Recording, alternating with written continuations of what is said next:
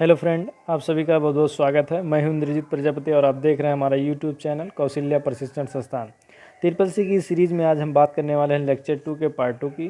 पिछले लेक्चर में हम बात कर रहे थे इनपुट और आउटपुट डिवाइस के बारे में, जिसमें हमने बहुत सारे टॉपिक पर डिस्कस किया था। जैसे हमारा टॉपिक था हार्डवेयर, इसमें हम बात कर रहे थे central processing unit, input device, output device.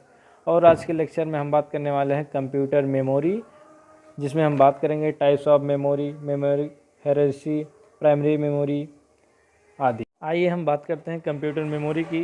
Computer memory इंसानी दिमाग की तरह ही होती है। मेमोरी कंप्यूटर का एक महत्वपूर्ण हिस्सा होता है, जिसका काम डेटा और निर्देशों को कंप्यूटर सिस्टम में स्टोर करना होता है। कंप्यूटर को ऑन करने में कंप्यूटर में कोई भी प्रोग्राम को रन करने के लिए मेमोरी का इस्तेमाल करना होता है। हम टाइप्स ऑफ मेमोरी की बात करें तो मेमोरी मुख्यतः दो प्रकार की होती है। एक मुख्य मेमोरी जिसे मेन मेमोरी कहते हैं, एक सहायक मेमोरी या ऑक्सिलरी मेमोरी कहते हैं। अगर हम मेमोरी हायरार्की की बात करें यानी मेमोरी पदानुक्रम, मेमोरी को मूलतः दो आधार पर विभाजित किया जाता है, एक कैपेसिटी तथा एक्सेस टाइम। आप फिगर के माध्यम से देख सकते हैं, जैसे हमारे मेमोरी में पहले रजिस्टर्स होते हैं, फिर कैश मेमोरी, फिर मेन मेमोरी, फिर सेकेंडरी मेमोरी। आप एरो के माध्यम से आप देख सकते हैं, यहाँ हमने एरो बनाया हुआ है साइज़ का और फिर जो है स्पीड और कास्ट का। अगर हम इसके साइज़ की बात करें तो हमारे जो रजिस्टर्स होते हैं वो कम साइज़ में होते हैं, उसके बाद कैश मेमोरी होती है, फिर उसके बाद मेन मेमोरी होती है, फिर उसके बाद सेकेंडरी मेमोरी होती है। और अगर इसके स्पीड और कास्ट की बात करें तो जो हमारे रजिस्टर्स होते हैं इसकी स्पीड सबसे ज़्यादा होती है, उसके बाद हमारे जो कैश मेमोरी होती है उसकी होती है, फिर हमारी मेन मेमोरी जो होती है उसकी होती है, फिर हमारे लास्ट में सेकेंडरी मेमोरी। और जो हमारे रजिस्टर्स होते हैं, रजिस्टर्स का क्या काम है, रजिस्टर्स हमारे सीपीयू में लगे होते हैं। और जो हमारी कैश मेमोरी होती है ये मेन मेमोरी और सीपीयू के बीच का एक पार्ट होता है। और मेन मेमोरी आप जैसा कि आपको पता है कि मेन मेमोरी हमारे कंप्यूटर को, हमारे जो कंप्यूटर में सिस्टम में जो भी प्रोग्राम रन करते हैं उसके लिए मेन मेमोरी इसकी ज़िम्मेदार होती है। अगला हमारा बात करेंगे सेकेंडरी मेमोरी की। सेकेंडरी मेमोरी क्या क्या काम है, अगर हम कोई फ्यूचर में कोई डाटा यूज़ करना चाहते हैं तो उसको सेकेंडरी मेमोरी में रखते हैं। नेक्स्ट अगर हम यूनिट्स ऑफ मेमोरी की बात करें तो आप फिगर के माध्यम से देख सकते हैं, जो मेमोरी की सबसे छोटी इनपुट होती है उसको बिट कहते हैं। बिट का मतलब होता है कि बाइनरी डिजिट, इसमें हम 0 और 1 को काउंट करते हैं। अगर हम इसमें निबल की बात करें तो एक निबल में हमारे जो यूनिट्स होते हैं वो 4 बिट्स होते हैं। और एक बाइट की अगर बात करें तो हम उसमें 8 बिट होते हैं, 8 बिट बराबर 1 बाइट। और अगर हम इसके केबी की बात करें यानी कि किलो बाइट की, तो 1 किलो बाइट में 1024 बाइट होते हैं, यानी कि इसकी जो होगी उसका होगा 2 की पावर 10 बाइट्स। नेक्स्ट अगर हम 1 मेगाबाइट की बात करें तो आप देख सकते हैं 1024 केबी होते हैं। और 1 गीगाबाइट यानी जीबी की बात करें तो जिसमें 1024 एमबी होती है। और 1 टेराबाइट की बात करें तो इसमें 1024 जीबी होती हैं। इस तरीके से आप देख सकते हैं हमारे मेमोरी की जो इनपुट इकाइयाँ हैं।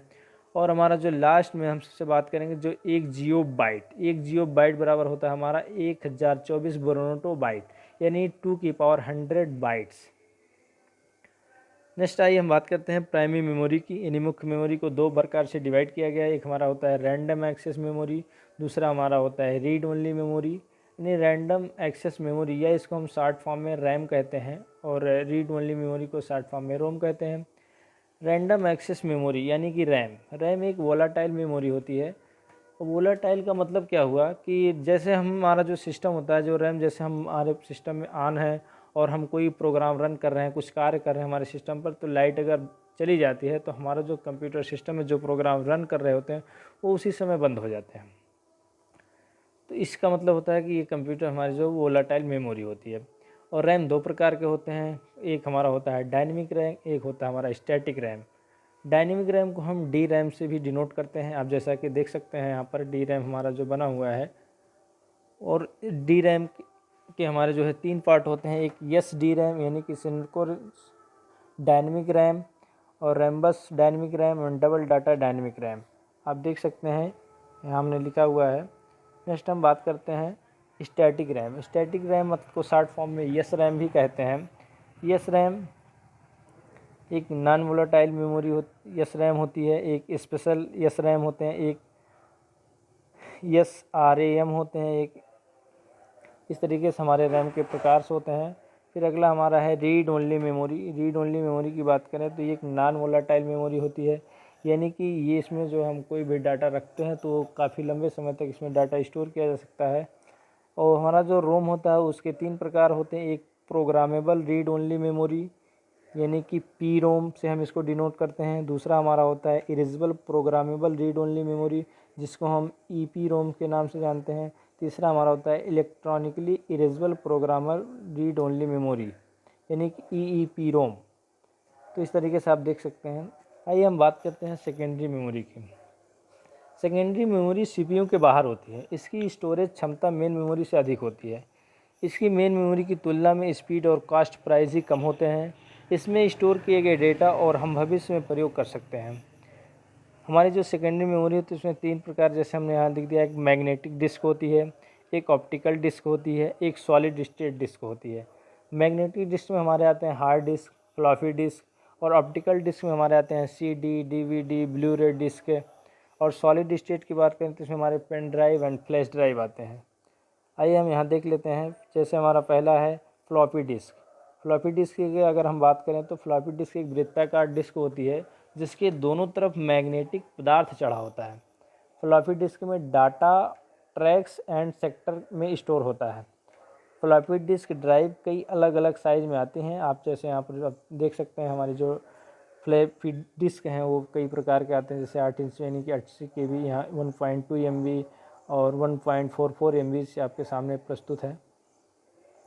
नेक्स्ट हम बात करेंगे हार्ड डिस्क की।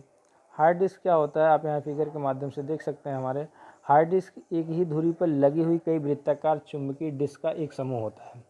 आप हार्ड डिस्क में देख सकते हैं यहाँ पर कैसे ट्रैक्स और सेक्टर्स डिवाइड होते हैं। इसमें हेड क्या होते हैं, 8 हेड्स एंड 4 प्लाटर्स आप देखते हैं यहाँ पर बने हुए हैं। इस तरीके से कुछ हमारे हार्ड डिस्क जो डिज़ाइन की गई होती है। नेक्स्ट हम बात करने वाले हैं कॉम्पैक्ट डिस्क की। कॉम्पैक्ट डिस्क या इसको हम ऑप्टिकल डिस्क भी कहते हैं।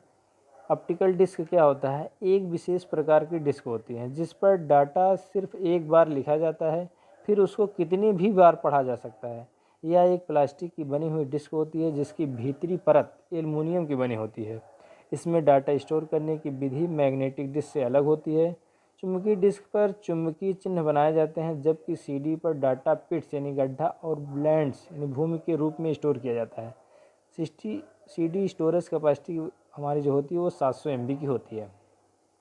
अगला हम बात करेंगे डीवीडी की, जिसका फुल फॉर्म होता है डिजिटल वर्साटाइल डिस्क। कभी कभी हमारे SSC के एग्ज़ाम में इसका फुल फॉर्म पूछ लेता है कि डीवीडी का फुल फॉर्म क्या है, तो आप इसको ज़रूर याद रखिएगा। फिलिप्स और सोनी द्वारा 1995 में डीवीडी ऑप्टिकल डिस्क का आविष्कार और विकास किया गया था। एक डीवीडी में न्यूनतम 4.7 GB डेटा स्टोर किया जा सकता है। अगला हम बात करेंगे ब्लू रे डिस्क की। Single layer blue ray disc में 25 GB तथा लेयर ब्लू रे डिस्क में 50 GB तक डाटा स्टोर किया जाता है। वर्चुअल मेमोरी की अगर हम बात करें तो वर्चुअल मेमोरी एक काल्पनिक मेमोरी है जिसमें CPU अपने निर्देशों और अस्थायी यानी कि टेम्पोररी तौर पर स्टोर करता है। वर्चुअल मेमोरी मेन मेमोरी की क्षमता को बढ़ाती है। वर्चुअल मेमोरी का प्रयोग तब होता है जब किसी प्रोग्राम को चलाने के लिए मेन मेमोरी की क्षमता कम पड़ जाती है। अगला हम बात करेंगे कैश मेमोरी की। यह एक विशेष प्रकार की मेमोरी है जो CPU और मुख्य मेमोरी के बीच की मेमोरी होती है, जो कि स्टैटिक रैम चिप का उपयोग करती है। कैश मेमोरी के उपयोग में कंप्यूटर की स्पीड बढ़ जाती है। प्रोसेसर को किसी सूचना की आवश्यकता होती है तो सबसे पहले कैश मेमोरी में सर्च करता है। कैश में डाटा ना मिलने पर मुख्य मेमोरी में सर्च करता है। कैश मेमोरी CPU और मुख्य मेमोरी के बीच का बफर का काम करती है। आज के लिए हमारा लेक्चर बस इतना ही। कल के लेक्चर में हम बात करेंगे सॉफ्टवेयर और इसके प्रकार के बारे में। Thank you for watching. धन्यवाद। Please subscribe my channel and